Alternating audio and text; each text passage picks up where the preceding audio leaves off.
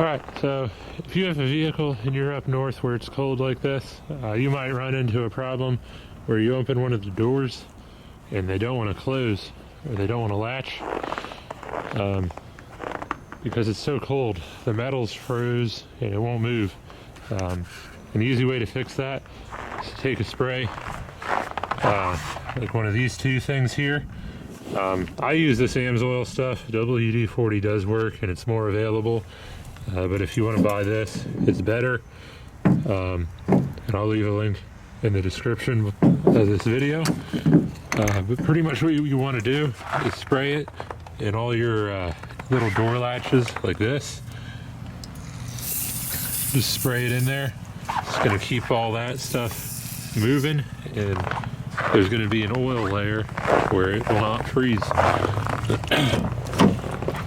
On a normal passenger door, it would be right here.